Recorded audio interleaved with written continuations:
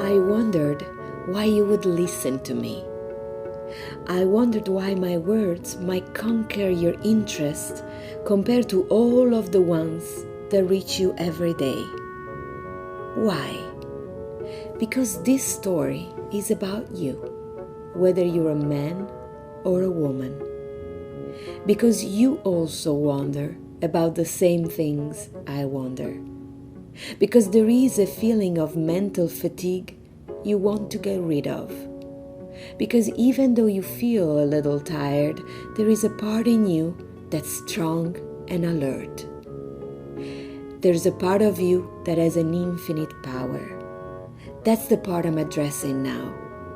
I only ask you to take a deep breath and listen. That's all. Along with our minds, we will go for a walk and ask a few questions.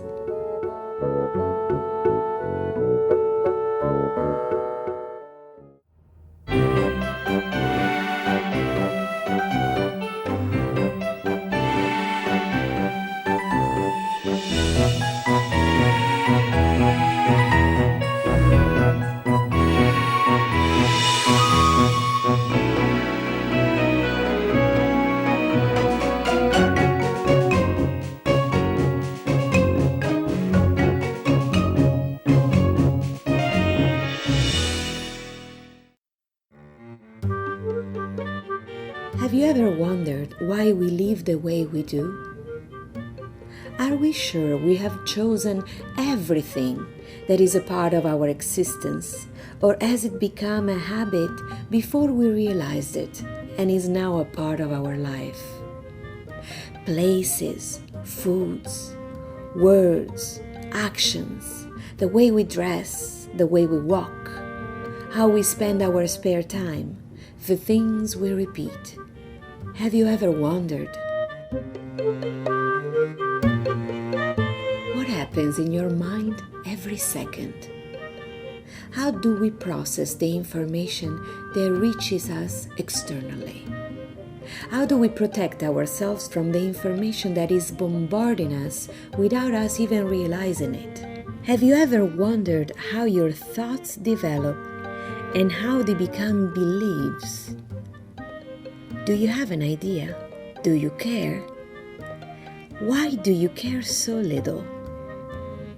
Don't you think that being aware of what happens in your mind is the first form of self-respect? Have you ever wondered about the relationship between your thoughts, your feelings, and the choices you make every day? What do you really like and why? When was the last time you asked yourself this?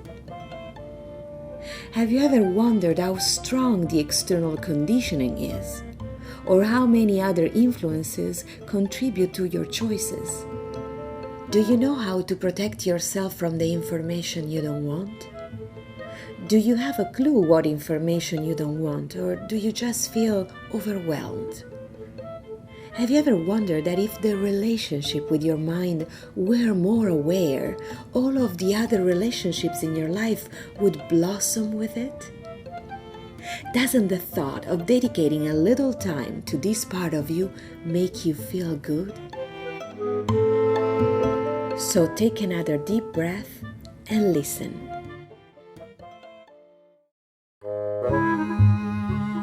I'll tell you just enough about me for you to understand why I cherish all of this. In February 2006, I decided to end my show and leave Italy. My country and my people, which I love beyond measure. Milan, my city, where every place is linked to an emotion, to a memory. At a certain point in my life, it seemed like I was losing myself in a series of actions that didn't belong to me anymore. It seemed like I was responding mechanically to a model that I had contributed to develop only up to a certain point.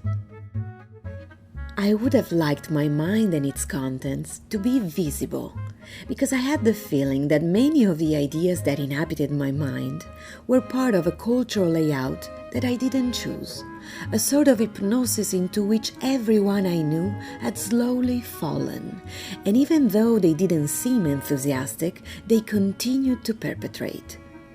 I had to stop this inexorable routine to ask myself some questions.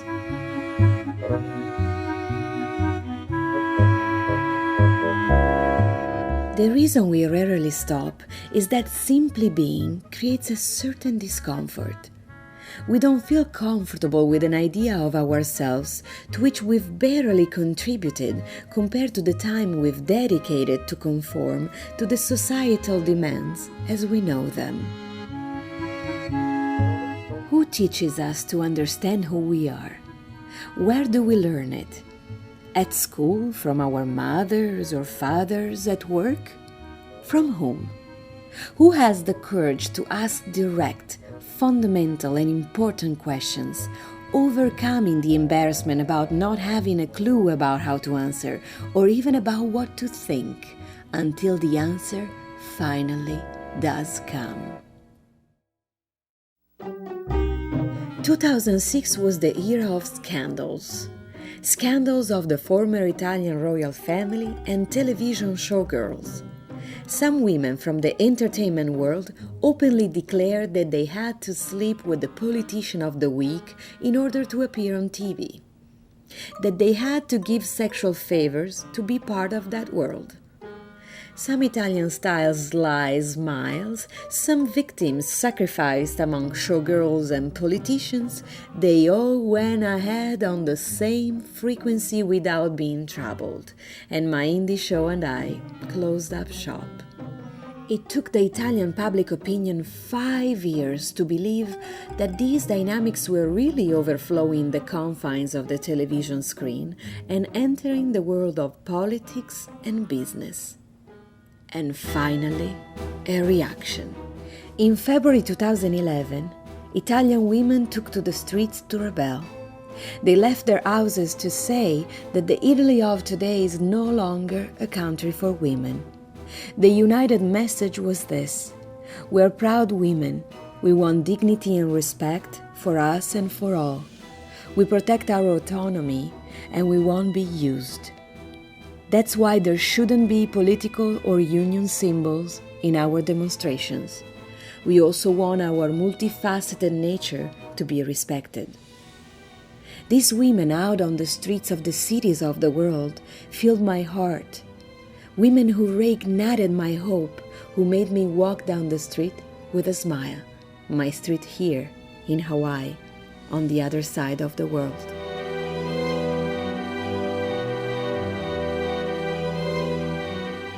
How do those women feel now that time has passed since they took to the streets?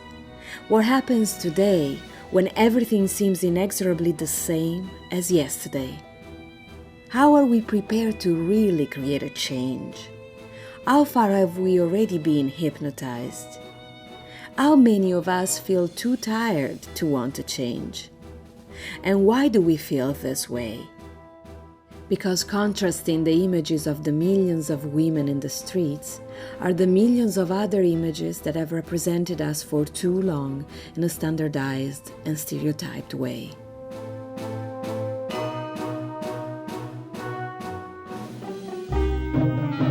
I ask myself what the collective imagery was that Italian women constantly related themselves to. In Italy, one of the iconic reference models is that of the Virgin Mary. Religious or not, we all grow up with the iconic representation of the Virgin Mary within us. Grazie Madonna mia! Grazie Madonna mia! Gritate con tutto il cuore! Viva Maria! Grazie Madonna! Santa Vergine, prega per me!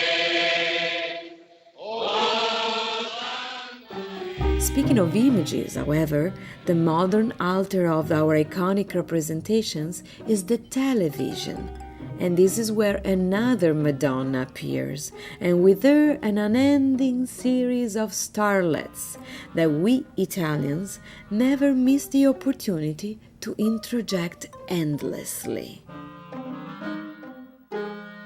What happens to all of these images that end up unfiltered in our minds? In the last years, some extremely interesting studies have been done on the mind, even though very little is actually known about this amazing instrument. However, one thing is intuitively clear to all of us.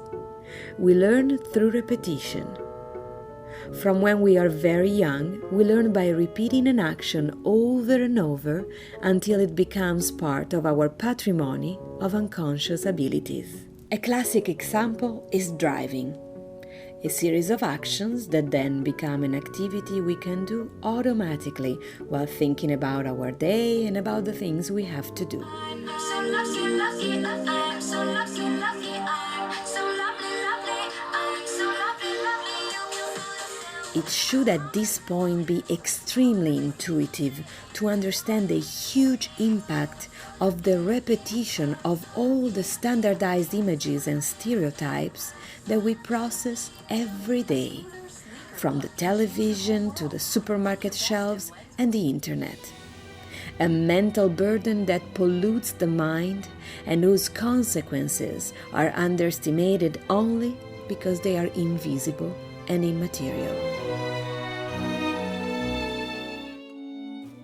I wonder what impact this media mantra has on my generation and on those before it. The images are millions, and they are not only Italian. The media consecrates a rather disturbing model. To be successful in any sector, you need media visibility, and to create interest, you need to market your body to a certain extent, to show off, until you can evolve and take on new roles, and even become a philanthropist or an opinion leader. And even if my country has turned this model into a sad and dirty joke in the eyes of the worldwide public opinion, this degrading path is doubtlessly an international phenomenon. The women of the world gathering in protest is a very relevant phenomenon, because it's a strong wake-up call from the social model forced on us women. A strong reaction against the mass media hypnosis that continues to bombard us with images that create a constant pressure of how we should be. The social expectations are aimed at controlling our time, which otherwise we could inadvertently use to think, and our aesthetic standard. Who do I have to be to make myself beloved in this world? If I am a woman, in a 24-hour time span, I am required to gracefully take on these roles. Wife, mother, friend, athlete, housewife, painter in bed for one man only, saint in all other occasions, professional by day, rigorous, eloquent, relaxed, friendly, positive, and in the evening performer, cook, housekeeper, complying company, and last but not least, sexy, sexy, sexy, sexy. Have I mentioned sexy? This last element of pressure is applied to all of the roles I just mentioned. Therefore, you have to be a sexy housewife, sexy mother, sexy athlete, and so on. And also, please make sure you never, ever grow old. If we only consider the expression to age well, which refers not to a concept of intellectual stature, but simply to the lack of wrinkles. The result is that after years of this treatment, we feel tired, bored, disappointed, sometimes relaxed, irritable, desperately alive, and in the dark from everything. So is this a dissertation against sensuality or beauty? Not in the least. It is a reflection on the impact that a too standardized, plasticized, and repetitive concept of being a woman has created in our perception of us, limiting our capacity of seeing ourselves in different ways. And this media burden weighs on us as much as it does on our fellow companions in life. Our beloved men, encouraged to have expectations of soft porn at every hour of the day, forced to be sarcastic about their feelings, deeply confused and aloof about us because this standardization doesn't skip them either. In our brain that learns through repetition, all of these stereotypes, all of these plasticized social models take on an essential role in our representation of the world. Even when we become aware of this insidious prescription of mass communication, we do not have precise strategies to protect ourselves from this mantra that gushes into new channels of communication. Our life revolves around the dichotomy of reality. The reality of the mass media, constantly reminding us of just how far off we are from the aesthetic and social models to which we aspire, and the reality of our daily life, where our petty actions leech away the only time we have to think about who we really want to be. And then there is that portion of time when we start feeling discomfort towards this life for how it comes socially polished, made up and composed. This is the time when instead of being busy doing something, we simply are. Think about it. We are, after all, always defined as human beings and not human doers, but we end up preferring to be trapped in a series of actions that belong to us up to a certain point. We fill our existence with actions that lead us to avoid the most important relationship of our life, the one with ourselves. And even all of those actions that are apparently aimed at facilitating our relationship with others actually create a new form of isolation and inability to come into contact on a deeper and more real level. Why are we escaping from ourselves and from others?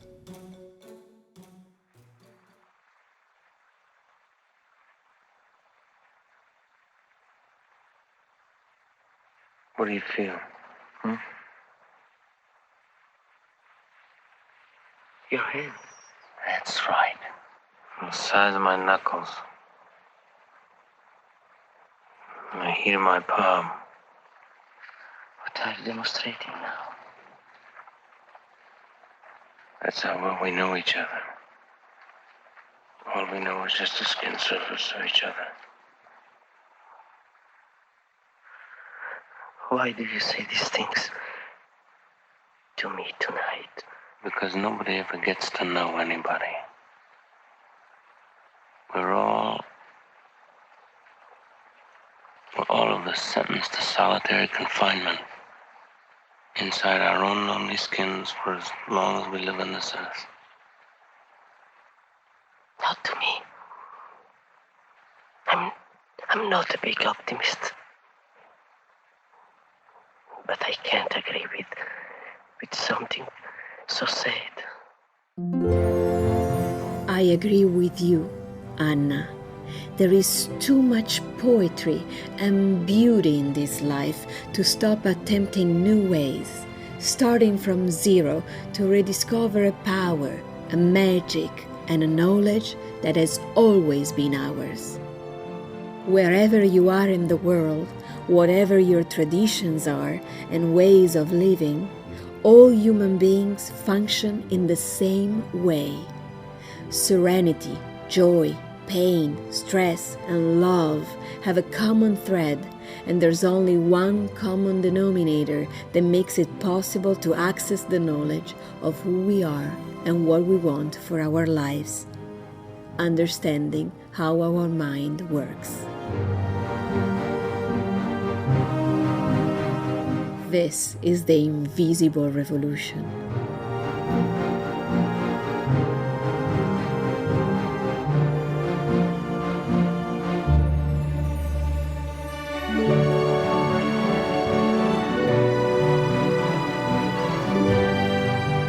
This is a voyage you can take wherever you are, even on the couch. This is the voyage I'd like you to start now.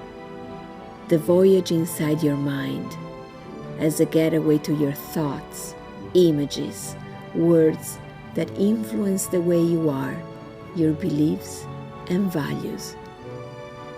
Your mind is a getaway to the intelligence of the senses, feelings, and the sixth sense. The future of our existence resides in the capacity to orchestrate our senses and our thoughts so that they respond to a design of creative awareness, to escape mediocrity and societal conditioning and the cultural hypnosis that continues to slowly flatten us into the poorest version of ourselves.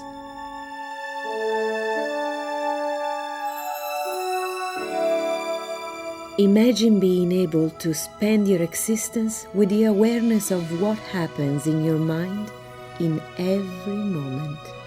After years of involuntary programming, your mind begins a new phase, a phase in which it's only you who defines your identity.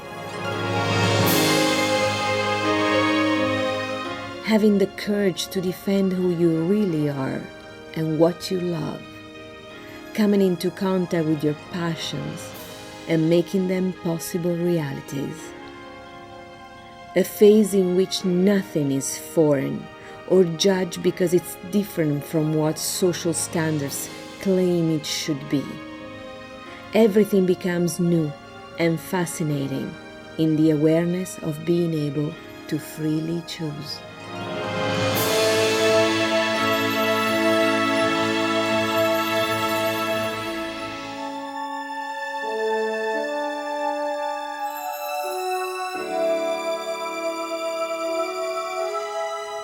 It's the time to free your mind. The time to find a new poetry in every act, word, and moment of your life. The time to choose every thought you want. The time to choose the version of yourself that you've always wanted to be.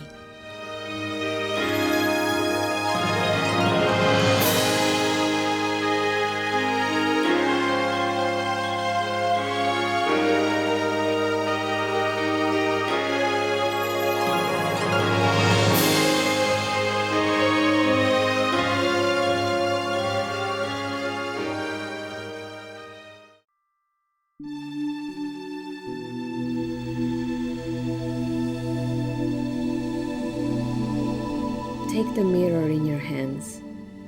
Follow me for a moment. Let yourself go. Forget everything around you. Just listen to my voice. Look at your eyes in the mirror. Just look at your pupils. Look at them intensely, as if you were in love with yourself. Let go of the irony and the sarcasm. They're only defenses when you're afraid of doing something new.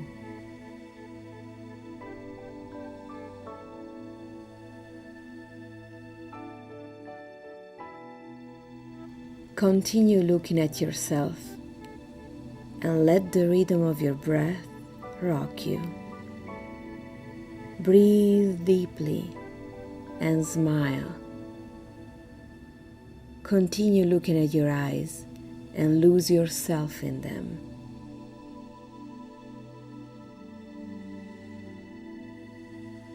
The contours of your face blur and become your eyes, the getaway to your identity, the getaway to yourself.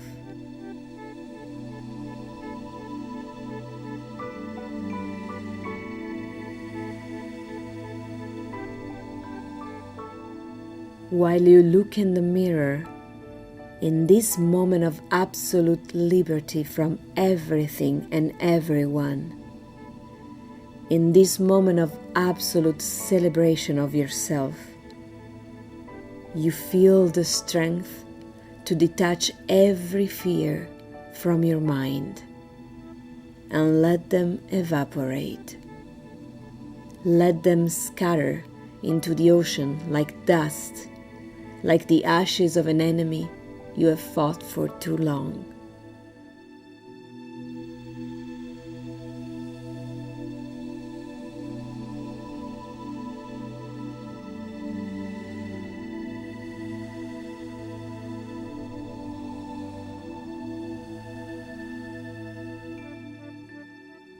Only you remain, only that part of you that you visited far too little during your days, the person who has always believed in you, who has awaited you patiently, knowing that you would make it happen.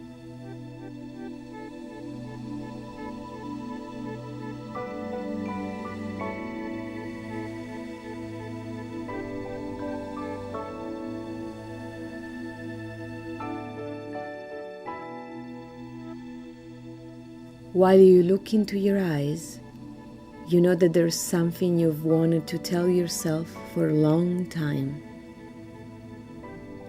Your words have never had a more important meaning, being more intense or more true. Now you can tell yourself what counts.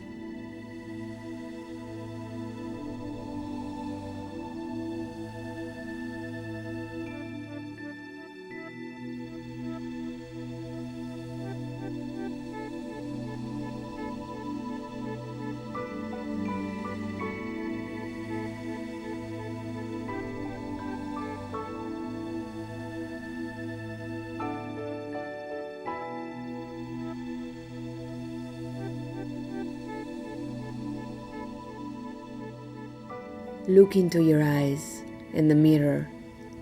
Love them because they've seen everything, even what you didn't need to make your dreams come true. Love your eyes and look for who you are within you, at the bottom of your heart. The contours fade, and you see more and more who you really are. Every breath takes you closer and closer to yourself. And if you feel a little strange, you remember that there's nothing more beautiful, more intense, or more true than looking within yourself to discover who you really are and take that person into the world.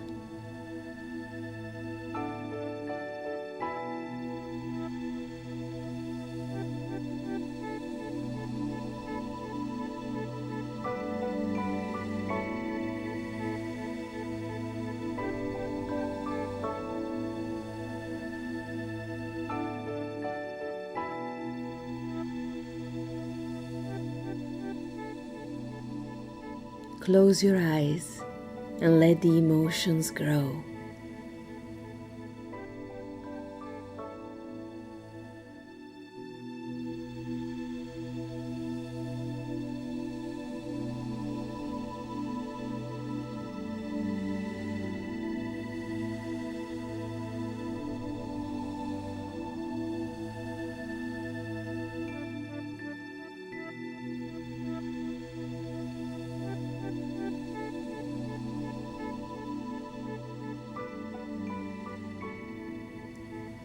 You see images of your life.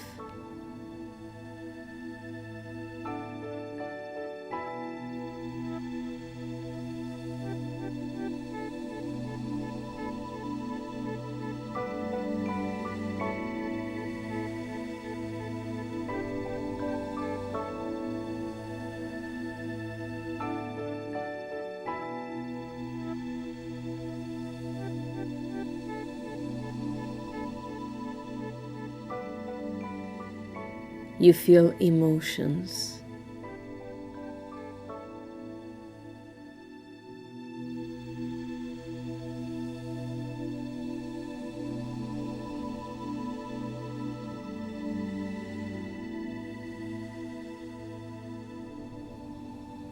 And with every breath, you feel closer to your truth. A truth that is yours alone, the only truth that counts, the purest declaration of love that you will ever receive from now to eternity. Because you love what you see, because you love the idea of yourself, which represents the truest part of yourself.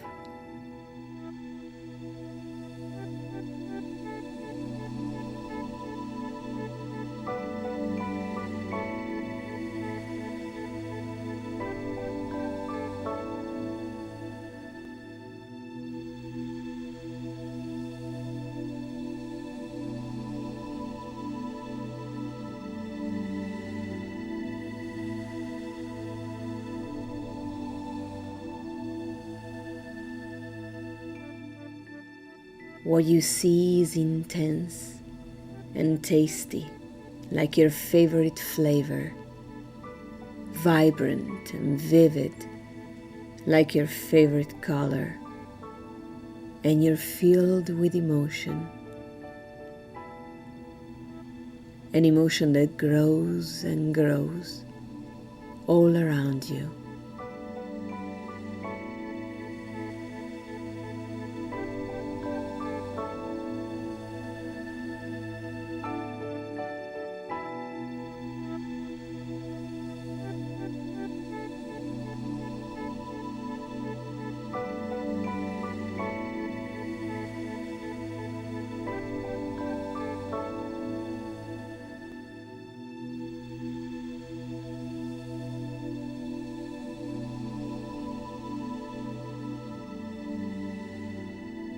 Stay with yourself a little longer, because the time to start the party is near. The only time is here and now, and the identity that you've chosen for yourself radiates in the past and the future, transforming you forever.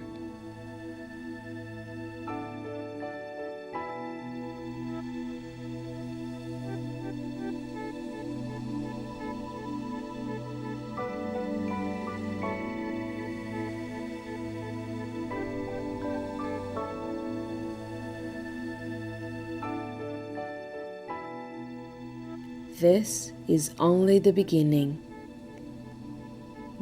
of a dance with yourself where every thought counts, every image, every sound, every word, every act, and every emotion.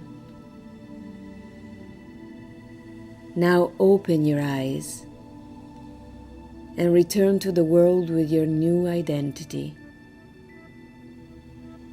If you look around you, you realize that you find a part of yourself in the people surrounding you. You realize that together you've started something very special.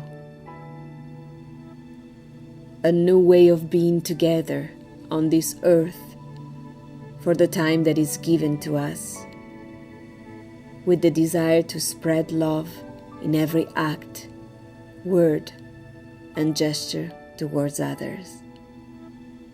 Thank you for being a part of essereMANA.